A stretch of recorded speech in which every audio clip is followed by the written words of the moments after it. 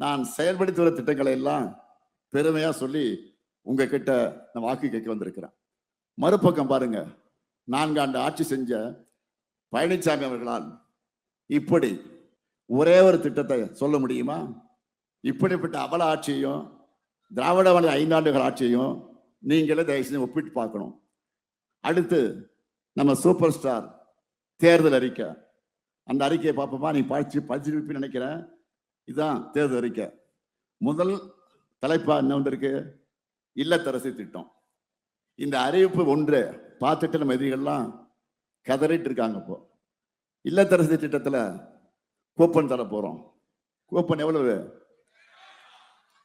Coupon எவ்வளவு? இந்த கூப்பனை வச்சு என்னென்ன வாங்கலாம்?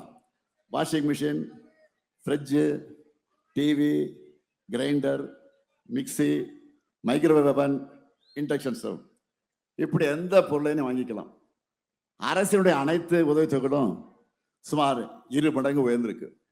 பால் கொள்முதல் விலை லிட்டர் ஒன்றுக்கு 5 ரூபாய் உயர்த்தி வழங்கப்படும்.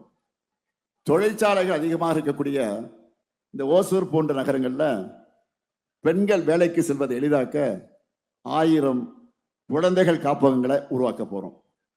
தமிழ்நாடு ஏஐ மிஷன் 2.0 செயல்படுத்தப்படும். கிருஷ்ணகிரியில வேளாண் தொழில் பூங்கா அமைக்கப்படும். கிருஷ்ணகிரி மாம்பழத்துக்கு பிராண்டிங் செய்து சந்தைப்படுத்தப்படும். நான் முதல் திட்டத்தில் ஓசூர் பகுதி இளைஞர்கள் 1 லட்சம் பேருக்கு மின் வாகனம், மின் சாதன உற்பத்தி சார்ந்த திறன் பயிற்சிகள் வழங்கப்படும்.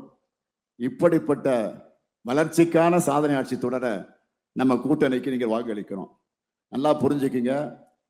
நாம போராடுறது ஏதோ திராவிட முன்னேற்ற கழகத்தினுடைய வெற்றிக்காக மட்டும் இல்ல, அல்லது ஒரு கூட்டணியுடைய வெற்றிக்காக மட்டுமல்ல.